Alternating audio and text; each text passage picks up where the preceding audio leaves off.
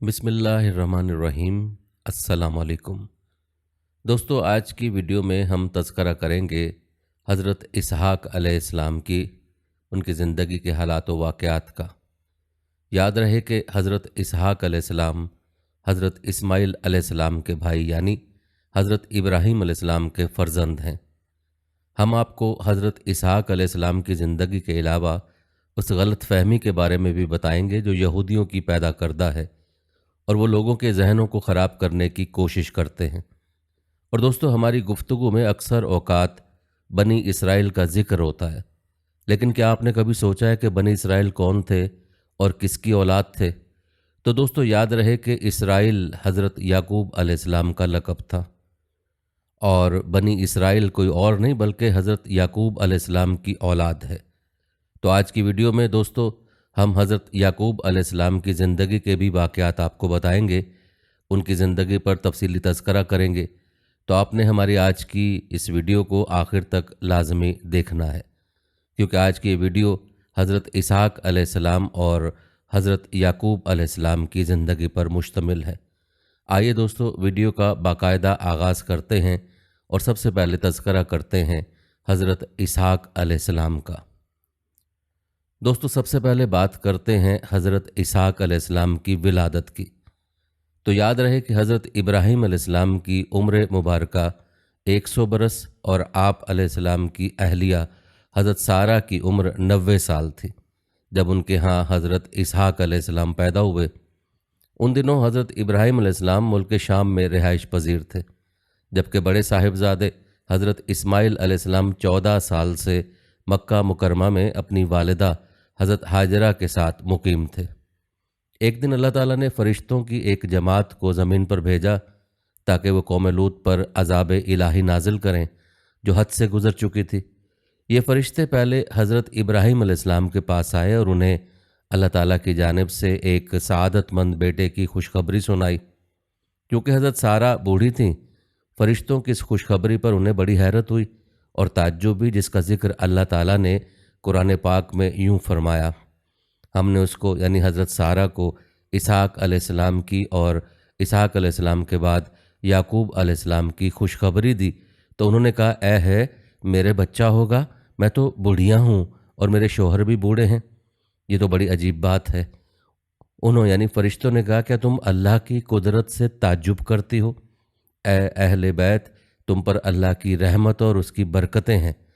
हज़रत इब्राहीम अलैहिस्सलाम भी इस खुशखबरी पर बड़े हैरान हुए, क्योंकि वो बहुत बूढ़े हो चुके थे।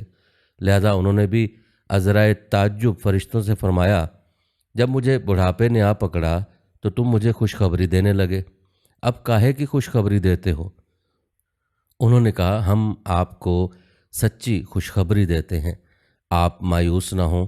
गर्ज़ हज़रत इस्माइल अलैहिस्सलाम की पैदाइश के 14 साल बाद अल्लाह ताला ने आप अलैहिस्सलाम को एक और सादतमंद फ़र्जंद हज़रत इसहाक़ अलैहिस्सलाम अता फ़रमाए, जिस पर हज़रत इब्राहीम अलैहिस्सलाम बार बार अल्लाह ताला का शुक्र अदा करते थे। जैसा कि कुरान पाक की सूरह इब्राहीम की आयत नंबर 39 में अल्लाह ताला फरमाते हैं, इब्राहीम अलैहिस्सलाम ने कहा, अल्लाह का शुक्र है जिसने मुझे इस बुढ़ापे में इस्माइल और इसहाक़ बख्शे हैं, बेशक मेरा परवरदिगार दुआओं को सुनने वाला है। दोस्तों, आपको बताते चलें कि हज़रत इसहाक़ अलैहिस्सलाम की पैदाइश उसी साल हुई जिस साल हज़रत इब्राहीम अलैहिस्सलाम और हज़रत इस्माइल अलैहिस्सलाम ने अल्लाह का घर खाना काबा तामीर किया। दोस्तों, ये था तज़किरा हज़रत इसहाक़ अलैहिस्सलाम की विलादत का। अब बात करते हैं हज़रत इसहाक़ अलैहिस्सलाम की नबूवत का। याद रहे कि हज़रत इसहाक़ अलैहिस्सलाम के नबी होने की गवाही खुद कुरान करीम में दी गई है, जैसा कि अल्लाह ताला ने सूरह साफ़ात की आयत नंबर 112 और 113 में फ़रमाया, और हमने उनको इसहाक़ अलैहिस्सलाम की बशारत भी दी कि वो नबी और नेकोकारों में से होंगे, और हमने उन पर और इसहाक़ अलैहिस्सलाम पर बरकतें नाजिल की थीं, और उन दोनों की औलाद में सालेह लोग भी हैं और अपने आप पर सरी जुल्म करने वाले यानी गुनहगार भी। याद रहे कि हज़रत इसहाक़ अलैहिस्सलाम को अल्लाह ताला ने नबूवत अता फ़रमाई और आपकी औलाद बनी इसहाक़ कहलाई। बाद अज़ा बनी इसराइल में जितने भी नबी पैदा हुए सब के सब आप ही की नस्ल से थे। चुनाचे कुरान पाक में अल्लाह ताला फरमाता है, और हमने उन्हें इसहाक़ अलैहिस्सलाम اور याकूब अलैहिस्सलाम बख्शे और उनकी औलाद में पैगंबरी और किताब मुकर्रर कर दी और उनको दुनिया में भी उनका सिला इनायत किया और वो आखिरत में भी नेक लोगों में होंगे। दोस्तों, जहाँ तक बात है हज़रत इसहाक़ अलैहिस्सलाम की शादी की, तो रिवायत के मुताबिक हज़रत इसहाक़ अलैहिस्सलाम की शादी हज़रत इब्राहीम अलैहिस्सलाम के भाई नाहूर की पोती रफ़का से हुई। शादी के वक्त हज़रत इसहाक़ अलैहिस्सलाम की उम्र 40 साल थी। उन्हें औलाद की बड़ी ख्वाहिश और तमन्ना थी, जिसके लिए वो बारगाह इलाही में दुआएं किया करते थे। आपकी दुआएं कबूल हुईं और शादी के 20 बरस बाद अल्लाह ताला ने आपको 2 जुड़वां बेटे अता फरमाए। पहले का नाम महिसू रखा गया, जिसे अहले अरब महिस के नाम से पुकारते हैं। उनकी औलाद रूमी कहलाई। दूसरे का नाम याकूब रखा गया, जिनका लक़ब इसराइल था, और उनकी नस्ल बनी इसराइल कहलाई। प्यारे दोस्तों, मौर्रखीन तहरीर करते हैं कि हज़रत इसहाक़ अलैहिस्सलाम अपने बड़े बेटे महिस से ज़्यादा मोहब्बत करते थे, जबकि उनकी अहलिया रफ़का अपने छोटे बेटे याकूब को ज़्यादा चाहती थीं। आखिरी उम्र में हज़रत इसहाक़ अलैहिस्सलाम की बिनाई ख़त्म हो गई थी और आप अलैहिस्सलाम नाबीना हो गए थे। दोनों बेटे सादतमंद थे और बाप की बेहद खिदमत किया करते थे। बड़ा बेटा महिस शिकार का शौकीन था और अमूमन शिकार का गोश्त लाकर वालिद को खिलाया करता था, जिसके बदले उन्हें खूब दुआएं मिलती। एक दिन का वाक़या है कि हज़रत इसहाक़ अलैहिस्सलाम का शिकार का गोश्त खाने को दिल चाहा, तो उन्होंने महिस से अपनी ख्वाहिश का इजहार किया। वो वालिद के लिए शिकार की तलाश में निकल खड़े हुए। उधर वालिदा ने जब ये सुना तो छोटे बेटे याकूब अलैहिस्सलाम से कहा, बेटा, क्या ही अच्छा हो कि तुम महिस के आने से पहले बकरी ज़िबा करके खाना वालिद को पेश कर दो, इस तरह तुम्हें दुआएं मिल जाएंगी। हज़रत याकूब अलैहिस्सलाम ने वालिदा की हिदायत पर अमल किया और जल्दी से बकरी का गोश्त भूनकर वालिद की खिदमत में पेश कर दिया। नाबीना वालिद ने खाना तनावल फरमाया और दुआएं दी कि अल्लाह तुम्हारे मर्तबे को बुलंद फरमाए और तुम्हारी नस्ल में अंबिया और बादशाह पैदा फरमाए, तुम्हें कुशादा रिज़्क और औलाद कसीर अता फरमाए। कुछ देर बाद बड़े साहबजादे शिकार का गोश्त लेकर खिदमत में हाजिर हुए और तनावल फरमाने की दरख्वास्त की, जिस पर हज़रत इसहाक़ अलैहिस्सलाम को बड़ा ताज्जुब हुआ। वो गोया हुए, बेटे, ये क्या है? महिस ने कहा, ये वो शिकार का गोश्त है जिसकी आपने मुझसे फरमाइश की थी। हज़रत इसहाक़ अलैहिस्सलाम ने मज़ीद हैरान होकर फरमाया, वो तो तुम कुछ देर पहले मुझे खिला चुके हो। अब महिस के हैरान होने की बारी थी। बोले, अब्बा जान, मैं तो अभी शिकार का गोश्त लेकर आपकी खिदमत में हाजिर हुआ, इससे पहले तो मैं नहीं आया। हज़रत इसहाक़ अलैहिस्सलाम समझ गए कि वो छोटे बेटे याकूब अलैहिस्सलाम लाए होंगे। चुनाचे आप अलैहिस्सलाम ने महिस के लाए हुए खाने को भी तनावुल फरमाया और उसे दुआ दी कि तुम्हारी नस्ल सरसब्ज़ व शादाब ज़मीन पर खूब फले और फूले, उनके फलों और रिज़्क में अल्लाह खूब बरकत अता फरमाए। दोस्तों, कहते हैं कि महिस को अपने भाई याकूब अलैहिस्सलाम का सबकत ले जाना और पहले दुआएं ले लेना सख्त नागवार गुजरा और वो याकूब अलैहिस्सलाम के दुश्मन बनकर उनकी जान के दर पे हो गए। वालिदा ने जब महिस के गम और गुस्से को देखा तो उन्हें खौफ महसूस हुआ और उन्होंने छोटे बेटे याकूब अलैहिस्सलाम से कहा कि तुम फौरी तौर पर शाम छोड़कर अपने मामू के पास हरान चले जाओ, मुझे डर है कि महिस तुम्हें कत्ल न कर दे। जब भाई का गुस्सा ख़त्म होगा मैं तुम्हें वापस बुलवा लूँगी। हज़रत इसहाक़ अलैहिस्सलाम को भी मामलात की नज़ाकत का एहसास था, चुनाचे उन्होंने इस फैसले की हिमायत करते हुए हज़रत याकूब अलैहिस्सलाम को फौरी चले जाने का मशवरा दिया। यूं हज़रत याकूब अलैहिस्सलाम वालिद और वालिदा से दुआएं लेकर मुल्क शाम से हिजरत कर गए। दोस्तों, अब बात करते हैं उस गलत फहमी की जो हज़रत इसहाक़ अलैहिस्सलाम के हवाले से तौरात में तहरीफ़ के ज़रिए पैदा की गई। कहते हैं कि बनी इसराइल ने अल्लाह की किताब तौरात में तहरीफ़ करते हुए हज़रत इसहाक़ अलैहिस्सलाम को ज़बीहुल्लाह करार दिया। तौरात में यूँ था, अल्लाह ने अपने अकलौते बेटे को ज़िबा करने का हुक्म दिया। इसराइलियों ने उसमें तारीफ़ करके यूँ कर दिया, अल्लाह ने हज़रत इब्राहीम अलैहिस्सलाम को अपने पहले बेटे इसहाक़ अलैहिस्सलाम को ज़िबा करने का हुक्म दिया। यहाँ लफ्ज़ इसहाक़ उनकी तरफ से तौरात में इजाफ़ा है और ये सरासर झूठ, बहतान और गुमराही है, जिसकी वजह बनी इसराइल का अहले अरब से हसद है। क्योंकि अल्लाह ताला ने जिस वक्त ज़िबा का हुक्म फरमाया उस वक्त हज़रत इस्माइल अलैहिस्सलाम ही अकलौते बेटे थे। बनी इसराइल अहले अरब से इसलिए हसद करते हैं कि अहले अरब حضرت اسماعیل علیہ السلام کی نسل سے ہیں، اور ان میں سب سے افضل عظیم المرتبت اللہ کے آخری پیغمبر حضرت محمد مصطفیٰ صلی اللہ علیہ وآلہ وسلم بھی ہیں۔ بنی اسرائیل کی شدید خواہش ہے کہ وہ عظیم اور جلیل القدر شرف و مرتبہ جو مسلمانوں کو ملا ہے اسے غلط قرار دے کر خود سے منسوب کر لیں، اور اپنی اسی مذموم اور جھوٹے منصوبے کی خاطر انہوں نے اللہ کی کتاب تورات میں بھی تبدیلی کر ڈالی۔ تفسیر ابن کثیر میں واقعہ بیان کیا گیا ہے کہ یہودی عالم حضرت عمر بن عبدالعزیز رحمہ اللہ کے زمانے میں مسلمان ہوا تو انہوں نے ان سے پوچھا حضرت ابراہیم علیہ السلام کے کون سے بیٹے کو ذبح کرنے کا حکم ہوا تھا؟ اس نے جواب دیا، اے امیر المومنین، اللہ کی قسم وہ اسماعیل علیہ السلام ہی تھے۔ اور یہودی بھی اس بات کو خوب جانتے ہیں، لیکن عربوں سے حسد کی وجہ سے وہ کہتے ہیں کہ ذبح کرنے کا حکم اسحاق علیہ السلام کے بارے میں تھا، نہ کہ حضرت اسماعیل علیہ السلام کے بارے میں۔ دوستو، یاد رہے کہ یہود و نصارہ کے بارے میں اللہ تعالیٰ نے قرآن پاک میں فرما دیا ہے کہ وہ کبھی مسلمانوں کے دوست نہیں ہو سکتے، جیسا کہ سورہ مائدہ کی آیت نمبر 51 میں اللہ تعالیٰ ارشاد فرماتے ہیں، اے ایمان والو، تم یہود و نصارہ کو دوست نہ بناؤ، یہ تو آپس میں ہی ایک دوسرے کے دوست ہیں، تم میں سے جو بھی ان میں سے کسی سے دوستی کرے وہ بے شک انہی میں سے ہے۔ اللہ تعالیٰ ظالموں کو ہرگز راہ راست نہیں دکھاتا۔ ان آیات کے شان نزول کے بارے میں بیان کیا جاتا ہے کہ حضرت عبادہ بن صامت انصاری اور رئیس المنافقین عبداللہ بن ابی دونوں ہی عہد جہالت سے یہود کے حلیف چلے آ رہے تھے۔ جب بدر میں مسلمانوں کو فتح حاصل ہوئی تو عبداللہ بن ابی نے بھی اسلام کا اظہار کیا۔ ادھر بنو قینقاع کے یہودیوں نے تھوڑے ہی دنوں بعد فتنہ برپا کیا اور وہ کس لیے گئے، جس پر حضرت عبادہ نے تو اپنے یہودی حلیفوں سے اعلان برت کر دیا، لیکن عبداللہ بن ابی نے اس کے برعکس یہودیوں کو بچانے کی ہر ممکن کوشش کی، جس پر اللہ تعالیٰ نے سورہ بقرہ کی آیت نمبر 120 نازل فرمائی۔ ایک دوسری جگہ ارشاد ہے کہ یہودی اور نصارہ تم سے ہرگز راضی نہ ہوں گے جب تک تم ان کے طریقے پر نہ چلو گے۔ دوستو، یہاں مسلمانوں کے لیے ایک لمحہ فکریہ ہے، اور مسلمانوں کو اس بارے میں سوچنا چاہیے، کیونکہ آج ہم نہ صرف انہیں اپنا دوست، ہمدرد اور خیر خواہ سمجھتے ہیں، بلکہ انہیں راضی کرنے کے لیے ان کے رہن سہن، کھانے پینے، اٹھنے بیٹھنے، لباس و اقدار کو اپنانا باعث عزت و افتخار سمجھتے ہیں۔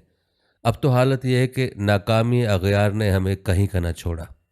دوستو، ہمیں اجتماعی اور انفرادی طور پر یہ سوچنے کی ضرورت ہے کہ جن قوموں کو قرآن پاک بتاتا ہے تمہاری دوست نہیں ہو سکتی، آج ہم انہی قوموں کے پیچھے چل رہے ہیں۔ اللہ ہماری حفاظت فرمائے، آمین۔ ہم بات کر رہے تھے حضرت اسحاق علیہ السلام کی، تو یاد رہے کہ اللہ جل شانہ نے اپنی مقدس کتاب قرآن پاک میں حضرت اسحاق علیہ السلام کا ذکر 16 مرتبہ فرمایا ہے۔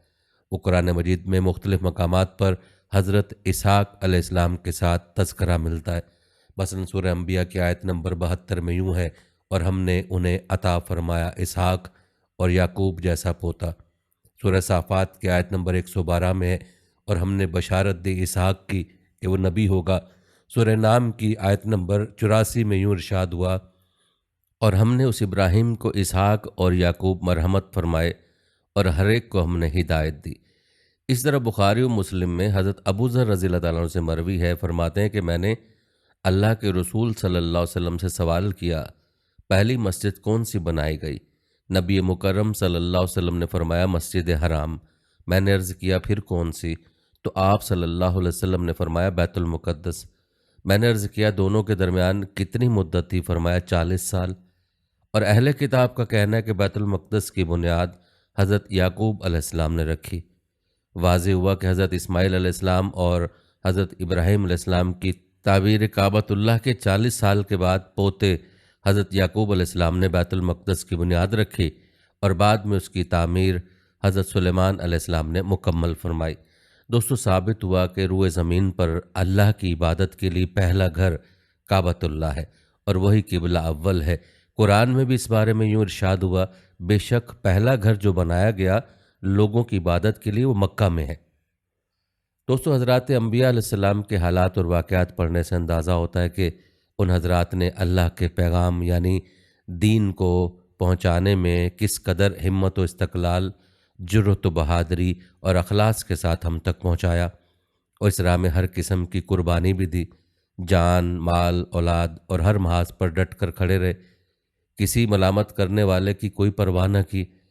یہ دین انتہائی قربانیوں کے بعد ہم تک پہنچا، اس کی حفاظت اور نشر و اشاعت اب ہماری ذمہ داری ہے، اور قصص الانبیاء کے سلسلہ بھی اسی غرض سے آپ کی خدمت میں پیش کیا جا رہا ہے تاکہ ہمیں تمام انبیاء اور ان کی زندگیوں اور سیرت کے بارے میں علم ہو۔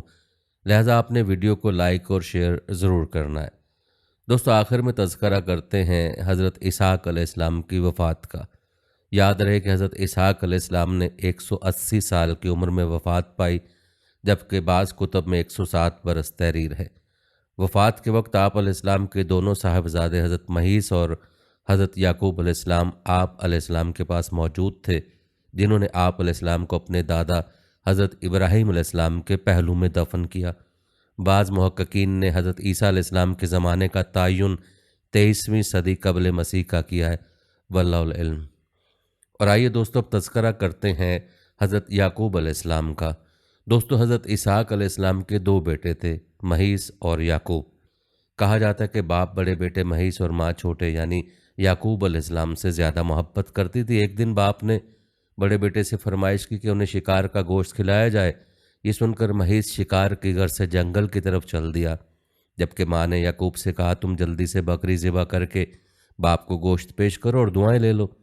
جب بڑا بیٹا شکار کر کے واپس آیا تو دیکھ کر سخت پریشان ہوا اور رنجیدہ ہوا کہ یعقوب نے اس کے آنے سے پہلے ہی والد کو گوشت کھلا دیا۔ اس بات پر اس کے دل میں بھائی کے خلاف دشمنی پیدا ہو گئی۔ صورتحال کو بھانپتے ہوئے ماں نے یعقوب کو مشورہ دیا کہ بھائی کے غیظ و غضب سے بچنے کے لیے گھر چھوڑ کر اپنے ماموں کے پاس عراق کے شہر حران چلا جائے۔ چونکہ اس مشورے میں والد کی رائے بھی شامل تھی، لہذا یعقوب رات کے پہلے پہر ہی گھر سے نکل گئے۔ وہ رات اور اگلا دن سفر میں گزارنے کے بعد اگلی رات ایک آبادی کے قریب کھلی جگہ میں پتھر کو تکیہ بنا کر سو گئے۔ آنکھ لگی تو خواب دیکھا کہ زمین سے آسمان تک ایک سیڑھی لگی ہوئی ہے جس کے ذریعے فرشتے اوپر نیچے آ جا رہے ہیں۔ اسی اثنا میں اللہ نے آپ سے مخاطب ہو کر کہا، میں تجھ کو عنقریب برکت دوں گا اور تیری اولاد کو کثیر کر دوں گا، یہ زمین تیرے لیے کر دوں گا اور تیرے بعد تیری اولاد کے لیے۔ ناظرین، بتایا جاتا ہے کہ اسی وعدے اور بات کو لے کر بنی اسرائیل یعنی یہود آج تک یہ دعویٰ کرتے ہیں کہ یہ زمین یعنی فلسطین تو خدا نے ہمارے نام کر دی ہوئی ہے، اللہ کی طرف سے ہبہ ہے، لہٰذا کوئی دوسری قوم اور فلسطینی مسلمان کس طرح اس پر اپنا حق جتا سکتے ہیں۔ روایت میں آتا ہے کہ حضرت یعقوب علیہ السلام جب خواب سے بیدار ہوئے تو بہت خوش تھے، اللہ کا شکر ادا کیا اور منت مانی کہ جب بھی میں سلامتی کے ساتھ اپنے والدین کے پاس واپس پہنچا تو اس جگہ جہاں خواب دیکھا تھا اللہ کی عبادت کے لیے ایک گھر تعمیر کروں گا اور اپنے مال کا 10واں حصہ اللہ کی راہ میں خیرات کر دوں گا۔ چنانچہ اس جگہ کو چھوڑنے سے پہلے آپ نے اس پتھر پر جسے تکیہ بنا کر سوئے تھے تیل لگا دیا تاکہ واپس آ کر پہچاننے میں آسانی ہو جائے۔ البتہ حضرت یعقوب اپنے ماموں لابان کے پاس حران شہر پہنچے۔ ماموں بھانجے کو دیکھ کر بہت خوش ہوا، سینے سے لگایا اور خوب خاطر مدارت کی۔ روایت بتاتی کہ لابان کی 2 بیٹیاں تھیں، بڑی کا نام لیا اور چھوٹی کا نام راحل تھا۔ چونکہ چھوٹی بہت ہی خوبصورت تھی لہذا یعقوب علیہ السلام نے ماموں سے اس کا رشتہ مانگا، جس پر لابان نے کہا تم 6 سال تک میری بکریاں چراؤ تو میں تمہاری شادی راحل سے کر دوں گا۔ اس وعدے پر یعقوب علیہ السلام 6 سال تک ماموں کی بکریاں چراتے رہے۔ جب مدت مکمل ہوئی تو لابان نے تمام عزیز و قارب اور رشتہ دار دوستوں کو جمع کر کے یعقوب علیہ السلام کا نکاح اپنی بیٹی سے کر دیا۔ شب عروسی یعنی سہاگ رات جب یعقوب علیہ السلام اپنی دلہن کے پاس گئے تو پتہ چلا کہ نکاح راحیل سے نہیں بلکہ بڑی بیٹی لیا سے کر دیا گیا۔ صبح ہوئی تو ماموں سے دریافت کیا کہ یہ کیا ماجرا ہے؟ ماموں نے جواب دیا، ہمارے رواج کے مطابق بڑی بیٹی کے ہوتے ہوئے چھوٹی بیٹی کی شادی نہیں ہو سکتی، لیکن میں نے تو چھوٹی بیٹی کا ہاتھ مانگا تھا۔ یعقوب علیہ السلام نے جواب دیا۔ اس پر لابان نے کہا اگر تمہیں اس سے شادی کرنی ہے تو مزید 7 سال میری بکریوں کی دیکھ بھال کرنی ہوگی۔ یہ سن کر یعقوب علیہ السلام نے مزید 7 سال ماموں کی بکریاں چرانے کی حامی بھر لی، اور جب 7 سال مکمل ہوئے تو لابان نے راحیل کی شادی بھی یعقوب علیہ السلام سے کر دی۔ یاد رہے اس وقت 2 بہنوں سے ایک مرد کی شادی ممنوع نہ تھی، یعنی اس وقت کے دین کے مطابق ایسا کرنا جائز تھا۔ ناظرین، روایت کے مطابق حضرت یعقوب علیہ السلام نے راحیل سے شادی کے بعد کچھ وقت ماموں کے پاس گزارا اور پھر اہل و عیال اپنے وطن कनान जो कि मौजूदा फ़लस्तीन है वापस जाने की इजाज़त चाही। ये सुनकर लाबान बहुत गमगीन हुआ क्योंकि उसकी 2 बेटियां, बच्चे और भांजा जिसने 20 साल उसके पास गुजारे अब बिछड़ रहे थे। उसने याकूब अलैहिस्सलाम को मज़ीद रुकने के लिए कहा, मगर उन्हें अल्लाह की तरफ से हुक्म था कि अब वापस अपने वतन कुनान, याद रहे फ़लस्तीन का पुराना नाम जो था वो कुनान था, वहाँ जाकर दीन इस्लाम की तबलीग करें। लिहाजा वो मामू से इजाज़त लेकर वापसी के सफ़र पर रवाना हो गए। भांजे को रुखसत करते हुए लाबान ने अपनी बेटियों को जहेज़ के तौर पर बहुत सारी भेड़ बकरियां और सामान व खुर्दनोश साथ दिया। कहा जाता है कि हज़रत याकूब अलैहिस्सलाम ने सफ़र करते हुए कुनान के नज़दीक पहुंचकर एक ऐसी जगह पड़ाव डाला जहां करीब ही उनका भाई महीस रहता था, लेकिन याकूब अलैहिस्सलाम को इस बात का इल्म न था।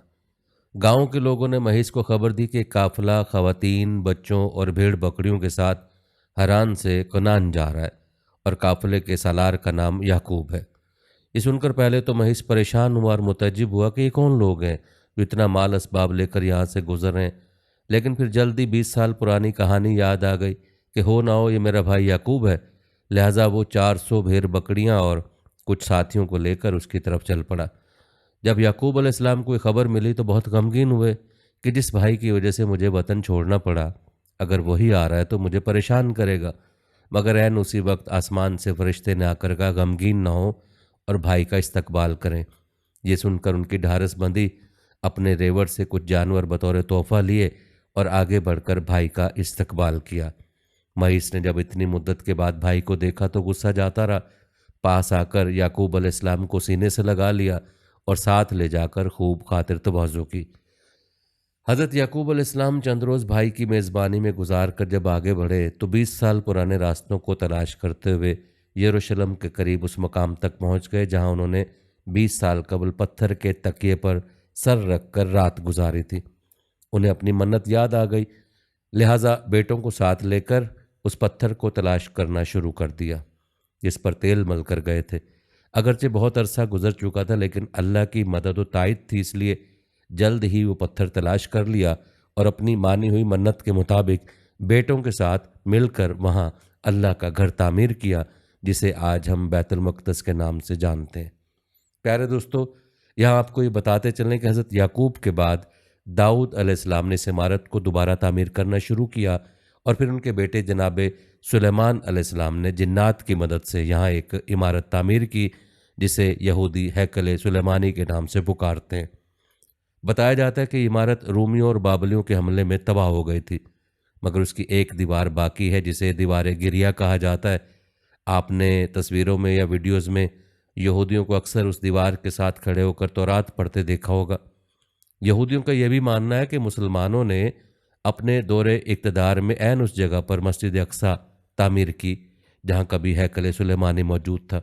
इसलिए हमें जब भी मौका मिला मस्जिद अक्सा को गिराकर दोबारा ग्रेट हैकल तामीर करेंगे।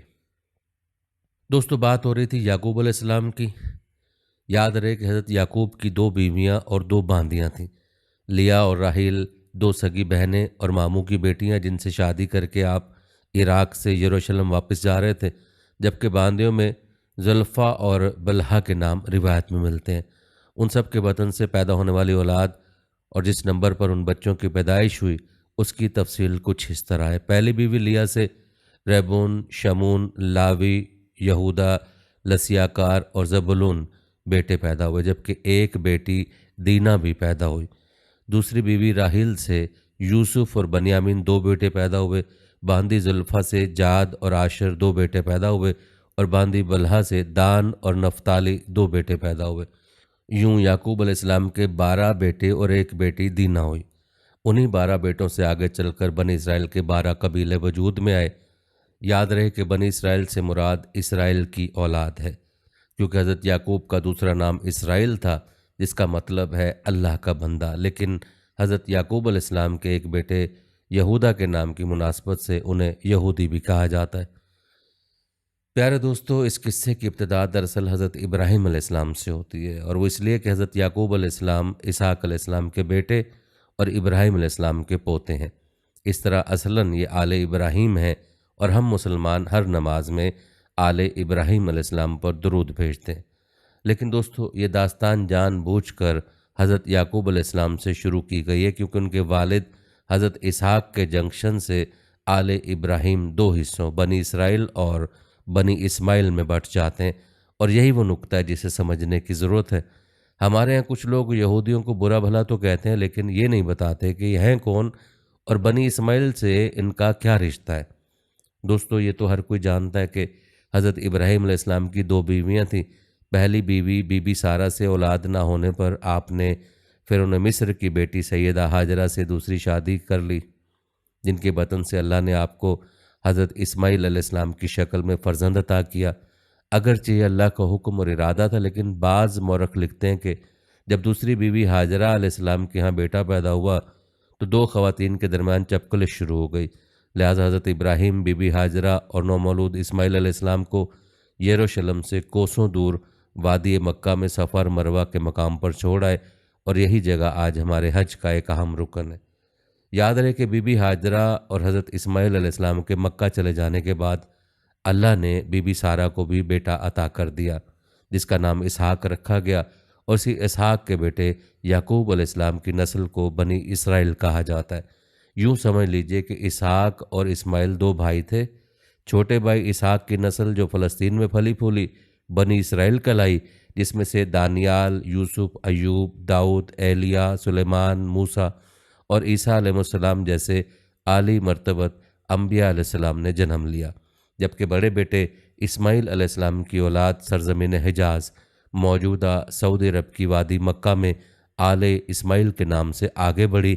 اس طرح رشتے کے لحاظ سے بنی اسرائیل اور بنی اسماعیل کزن یعنی سگے چچا زاد بھائی ہیں، اور اسی بنی اسماعیل کے ایک قبیل قریش کی شاخ بنی ہاشم میں خاتم النبیین حضرت محمد مصطفیٰ صلی اللہ علیہ وسلم کا جنم ہوا۔ پیارے دوستو، یہ ساری کہانی بیان کرنے کا مقصد کیا ہے؟ مقصد یہ تھا کہ آپ کو بنی اسرائیل اور بنی اسماعیل کے بارے میں تفصیل سے آگاہ کیا جائے، اور آپ جان چکے ہیں کہ حضرت ابراہیم علیہ السلام کے دو بیٹوں سے سلسلہ چلا۔ حضرت اسحاق علیہ السلام کے بیٹے یعقوب علیہ السلام کی اولاد بنی اسرائیل کہلائی، جبکہ اسماعیل علیہ السلام کی بنی اسماعیل۔ اب آپ کو موجودہ دور کے یہودیوں کے بارے میں بتاتے ہیں جو خود کو بنی اسرائیل کہتے ہیں۔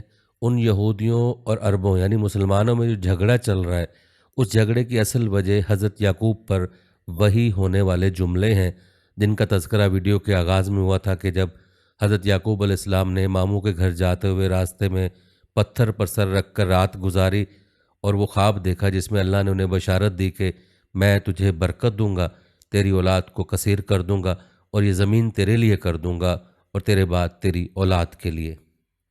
پیارے دوستو، اسی خدائی وعدے کی روایت کو لے کر یہودی یا بنی اسرائیل یہ دعویٰ لیے گھوم رہے ہیں کہ اللہ نے تو ہمارے دادا یعقوب بن اسحاق سے برکت کا عہد کیا تھا، لہٰذا بنی اسرائیل سے باہر بالخصوص بنی اسماعیل سے کیسے کوئی نبی آ سکتا ہے، اور یہ زمین یعنی فلسطین تو اس وقت سے ہمارے نام حبا کر دی گئی تھی، لہٰذا ہم بنی اسماعیل کے نبی یعنی حضرت محمد صلی اللہ علیہ وسلم کو مانتے ہیں، اور نہ ہی ارض فلسطین کو چھوڑنے کے لیے تیار ہیں، کیونکہ ہمارے دادا یعقوب علیہ السلام کو اللہ نے خود عطا کی ہے۔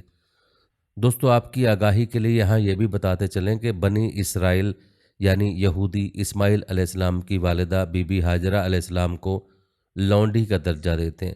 اسرائیلی لٹریچر کے مطابق فرعون مصر نے ان کے پردادا حضرت ابراہیم علیہ السلام کو لونڈی عطا کی تھی، اور لونڈی کبھی مالکن یعنی سارہ والدہ اسحاق علیہ السلام کی ہم مرتبہ نہیں ہو سکتی۔ ان کا اپنی کتابوں میں بات لکھنے کا مقصد یہ تھا کہ اسماعیل علیہ السلام کو لونڈی کا بیٹا ظاہر کر کے اپنے دادا حضرت اسحاق علیہ السلام سے کمتر ثابت کیا جائے، نعوذ باللہ۔ پیارے دوستو، روایت کے مطابق دراصل ہوا یوں تھا کہ حضرت ابراہیم علیہ السلام تبلیغ اسلام کی وجہ سے عراق کے بادشاہ نمرود کے ظلم و ستم کا نشانہ بنے، اور تنگ ہو کر جب اپنا آبائی وطن وادی بابل چھوڑنے پر مجبور ہوئے تو اپنی اہلیہ بی بی سارہ علیہ السلام کو لے کر فلسطین کی طرف نکل پڑے۔ راستے میں مصر کا ملک آتا تھا، وہاں پہنچے تو بادشاہ مصر فرعون کو اس کے کارندوں نے خبر دی کہ ابراہیم نام کا ایک مسافر آیا ہے، جس کے ساتھ اس کی انتہائی حسین و جمیل بیوی بھی ہے۔ فرعون کا معمول تھا کہ اگر کسی باہر سے آنے والے شخص کی بیوی خوبصورت ہو تو اسے اپنے پاس رکھ لیتا تھا، لہٰذا اس نے حکم دیا کہ اس عورت کو میرے سامنے پیش کیا جائے۔ جب حضرت ابراہیم علیہ السلام کے پاس فرعون کے کارندے اس غرض سے آئے کہ اپنی بیوی سارہ کو بادشاہ کے پاس بھیجو، تو انہوں نے اللہ سے دعا کی کہ اے رب، جس طرح تو نے مجھے نمرود کی آگ سے باحفاظت نکالا، اسی طرح اس بادشاہ کی بری نیت سے میری پاک باز بیوی سارہ کو محفوظ رکھنا۔ چونکہ آپ مسافر اور اکیلے تھے، لہٰذا بے بسی کی حالت میں بی بی سارہ کو فرعون کے دربار میں روانہ کر دیا۔ جب پیغمبر خدا کی بیوی فرعون کے سامنے گئیں تو ان کے حسن و جمال کو دیکھ کر دیوانہ ہو گیا اور خراب نیت سے ان کی طرف بڑھنے لگا۔ یہ دیکھ کر بی بی سارہ نے نماز پڑھنا شروع کر دی اور اللہ سے دعا کی کہ اے مالک، میں نے اپنے خاوند کے سوا کسی کو نہیں دیکھا، مجھے فرعون کے غلط ارادے سے محفوظ رکھنا۔ جب نماز سے فارغ ہوئی تو فرعون نے پھر ہاتھ بڑھایا، لیکن اس دوران اسے عذاب الہی نے آن لیا، وہ بے ہوش ہو کر گر پڑا۔ مورخین کہتے ہیں کہ اس کے منہ سے جھاگ نکلنے لگی اور قریب تھا کہ وہ مر جاتا۔ یہ دیکھ کر بی بی سارہ پریشان ہو گئی کہ اگر یہ مر گیا تو بادشاہ کے قتل کا الزام مجھ پر عائد ہوگا۔ انہوں نے پھر اللہ سے دعا کی کہ اسے ٹھیک کر دے۔ جب وہ ٹھیک ہو گیا تو اس نے دوبارہ وہی حرکت کی اور بی بی سارہ علیہ السلام کو دوبارہ دعا کرنا پڑی۔ جب 2 دفعہ عذاب سے گزرا تو اسے یقین ہو گیا کہ عورت انسان نہیں بلکہ جنات میں سے ہے۔ اس نے اپنے کارندوں سے کہا، تم تو کسی جن کو میرے پاس لے آئے ہو، اسے واپس اس کے خاوند کے پاس لے جاؤ۔ وہ سارہ سلام اللہ کی شخصیت اور کرشمات سے اس قدر متاثر ہوا کہ جاتے اس نے اپنی بیٹی ہاجرہ علیہ السلام انہیں تحفے میں دے دی، جسے بی بی سارہ نے حضرت ابراہیم کی خدمت میں پیش کیا اور انہوں نے اس سے نکاح کر لیا، کیونکہ تب تک ان کی کوئی اولاد نہ تھی، اور اس طرح بی بی ہاجرہ علیہ السلام کے بطن سے اللہ نے حضرت ابراہیم کو پہلا بیٹا عطا کیا جس کا نام اسماعیل رکھا گیا۔ یاد رہے کہ اس واقعے کے پیش نظر بنی اسرائیل نے فرعون کی بیٹی ہاجرہ سلام اللہ علیہ کو قصداً کنیز لکھا، یہ بائبل میں ہے تاکہ اس کی اولاد یعنی بنی اسماعیل کا مرتبہ کم تر کیا جا سکے۔ ناظرین، یاد رہے کہ مقام و مرتبہ تو اللہ تعالیٰ کی طرف سے ہے، جو اللہ تعالیٰ نے ہر نبی کو عطا فرمایا، اور سب نبیوں کا سردار اللہ تعالیٰ نے حضرت محمد صلی اللہ علیہ وسلم کو بنایا ہے، جو حضرت اسماعیل علیہ السلام کی اولاد میں پیدا ہوئے۔ لیکن یہودیوں میں یعنی بنی اسرائیل میں یہ تعصب پایا جاتا ہے کہ نبی آخر الزماں صلی اللہ علیہ وسلم جو کہ سردار الانبیاء بھی ہیں، وہ ان کے قبیلے میں کیوں نہیں مبعوث ہوئے، اور یہی وجہ ہے عربوں یعنی مسلمانوں اور یہودیوں کے درمیان لڑائی اور اختلاف ہے کہ وہ حضرت اسحاق علیہ السلام کے علاوہ کسی کو اہمیت نہیں دیتے اور نہ ہی بنی اسرائیل سے باہر کسی کو نبی تسلیم کرتے ہیں۔ اور آپ کو بتاتے چلے ناظرین کہ یہودی اس بات پر بھی اصرار کرتے ہیں کہ حضرت ابراہیم علیہ السلام نے اللہ کے حکم سے جس بیٹے کو قربان کرنا چاہا وہ اسحاق علیہ السلام تھے، نہ کہ اسماعیل، جیسا کہ ہم مسلمانوں کا عقیدہ ہے۔ ناظرین، رہی بات ارض فلسطین کی، تو اسے وہ خدا کی طرف سے انعام اور آل یعقوب یعنی بنی اسرائیل ہونے کی وجہ سے اپنی وراثت خیال کرتے ہیں۔ ناظرین، وراثت سے یاد آیا کہ یہودی ہم مسلمانوں اور مسیحیوں کی طرح کسی تبلیغ کے نتیجے میں دوسرے مذاہب کو چھوڑ کر یہودی نہیں ہوئے، بلکہ ان کا دعویٰ ہے کہ وہ سب کے سب حضرت یعقوب علیہ السلام کی اولاد ہیں، اسی لیے انہیں بنی اسرائیل کہا جاتا ہے۔ ناظرین، بات ہو رہی تھی حضرت یعقوب علیہ السلام کی وطن واپسی کی۔ ان کی داستان بیان کرتے ہوئے کچھ ضروری باتوں کا تذکرہ کرنا تھا۔ ناظرین، روایت بتاتی ہیں بیت المقدس کی تعمیر کے بعد وہیں پر حضرت یوسف کی والدہ راحیل کے ہاں دوسرے بیٹے بنیامین کی ولادت ہوئی اور دوران زچگی راحیل کا انتقال ہو گیا۔ حضرت یعقوب نے اپنی چہیتی بیوی راحیل کو بیت المقدس میں ہی دفن کر کے ان کے سرانے نشانی کے طور پر ایک پتھر گاڑ دیا جو اب تک موجود ہے۔ کہا جاتا ہے حضرت یعقوب کو اپنی بیوی راحیل سے اس قدر محبت تھی کہ ان کی وفات سے سخت رنجیدہ ہوئے اور بیت المقدس کو چھوڑ کر اپنے والد حضرت اسحاق علیہ السلام کے پاس ہیبرون جو کہ الخلیل شہر کے نام سے جانا جاتا ہے وہاں آ گئے۔ ان کا بڑا بھائی مئیس بھی وہاں آ گیا اور دونوں بیٹوں کی موجودگی میں حضرت اسحاق علیہ السلام 180 سال کی عمر میں انتقال کر گئے۔ یاد رہے حضرت ابراہیم علیہ السلام اور حضرت اسحاق علیہ السلام کی قبریں اسی شہر میں جسے یہودی ہیبرون اور مسلمان الخلیل کے نام سے پکارتے ہیں۔ ناظرین، روایت بتاتے ہیں کہ حضرت یعقوب علیہ السلام نے بڑی کٹھن اور دکھ بھری زندگی گزاری۔ شروع میں بڑے بھائی کے ڈر سے 20 برس تک والدین سے جدا رہے، پھر چہیتی بیوی یوسف اور بنیامین کی ماں راحیل داغ مفارقت دے گئی، اور سب سے بڑھ کر یہ کہ 10 بیٹوں نے اپنے سوتیلے بھائی یوسف اور بنیامین کو بہت ستایا۔ کیونکہ حضرت یعقوب کو راحیل کے بیٹوں یوسف اور بنیامین سے بہت پیار تھا، لہٰذا ہر وقت انہیں ساتھ رکھتے تھے، جس پر باقی 10 بیٹے ناراض ہو گئے اور انہوں نے سازش کر کے یوسف کو کنویں میں ڈال دیا۔ یہ الگ بات ہے کہ بعد میں حضرت یوسف علیہ السلام مصر پہنچ کر وہاں کے حاکم بنے اور بھائیوں سمیت اپنے والد کو وہاں بلوا لیا۔ تاریخ بتاتی کہ حضرت یعقوب مصر گئے تو ان کے ساتھ کنبے کے فقط 93 افراد تھے، لیکن بعد میں جب حضرت موسیٰ اسرائیلیوں کو قبطی عیسائیوں کی غلامی سے چھڑا کر واپس یروشلم لائے تو ان کی تعداد 6,70,000 تھی۔ ناظرین، روایت کے مطابق حضرت یعقوب یوسف علیہ السلام کی جدائی میں 40 سال تک روتے رہے اور بالآخر باپ بیٹا اس وقت ملے جب یوسف والی مصر تھے۔ ملاقات کے بعد جناب یعقوب کی بینائی لوٹ آئی اور وہ 24 سال تک بیٹے کے پاس مصر میں مقیم رہے، لیکن یوسف علیہ السلام کو وصیت کی کہ موت کے بعد میری میت اپنے وطن فلسطین لے جا کر میرے باپ اسحاق کے قدموں میں دفن کرنا۔ حضرت یوسف علیہ السلام نے باپ کی وصیت کے مطابق ان کی وفات کے بعد حضرت یعقوب علیہ السلام کی میت ایک صندوق میں بند کر کے فلسطین پہنچائی اور حسب وصیت حضرت اسحاق علیہ السلام کے پاس دفن کیا۔ کہا جاتا ہے کہ اس دن سے بنی اسرائیل نے اپنے مردوں کو صندوق میں بند کر کے دفنانا شروع کر دیا اور یہ رسم آج بھی جاری ہے۔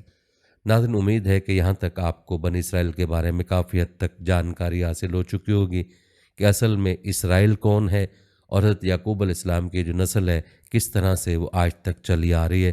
جہاں تک ارض فلسطین اور بیت المقدس پر کنٹرول اور حاکمیت کا تعلق ہے تو حقیقت یہ ہے کہ سرزمین تینوں بڑے مذاہب اسلام، مسیحیت اور یہودیت کے نزدیک یکساں تقدیس کا درجہ رکھتی ہے۔ سب کے سب اس کا احترام کرتے ہیں، اور وہ اس لیے کہ بنی اسرائیل کے تمام انبیاء اسی سرزمین پر آئے اور اکثر یہیں پر مدفون ہیں اور محو استراحت ہیں۔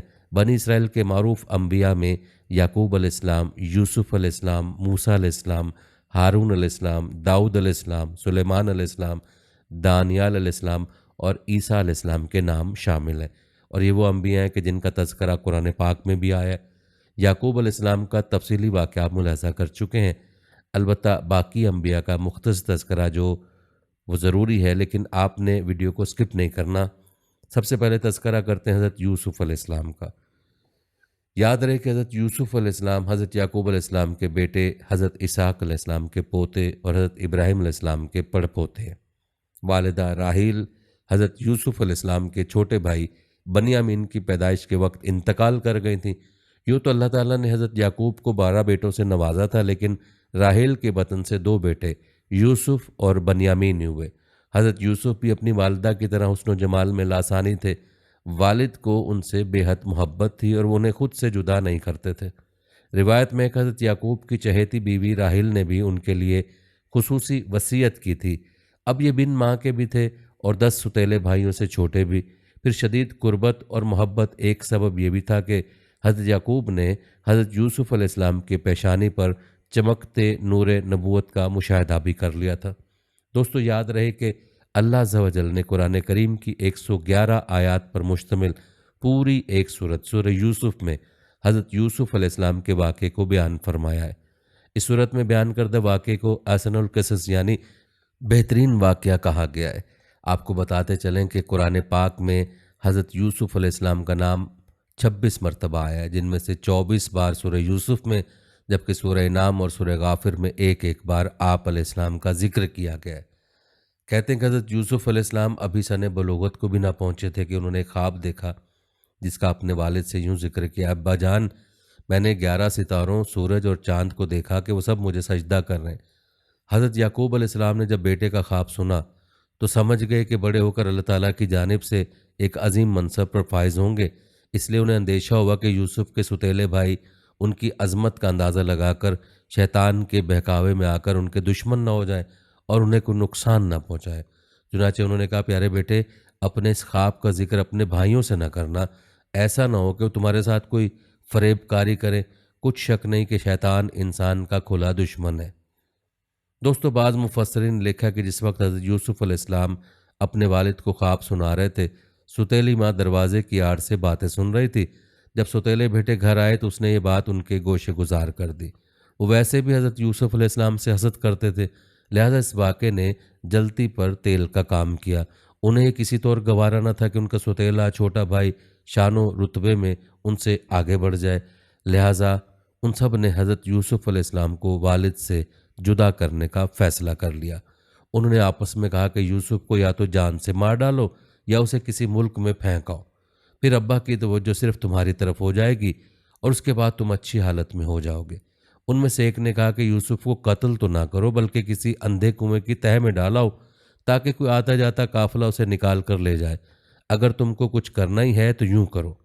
دوستو یہ واقعہ ایک طویل واقعہ ہے جس کا تذکرہ یہاں مقصود نہیں، البتہ اللہ تعالیٰ کی منشا کے مطابق حضرت یوسف علیہ السلام کا خواب سچا ہوا، اللہ تعالیٰ نے ان کو والی مصر بنایا اور سب بھائیوں نے ان کو سجدہ کیا جو کہ تعظیماً تھا اور اس وقت کی شریعت میں جائز تھا، اس کا تذکرہ قرآن پاک میں موجود ہے۔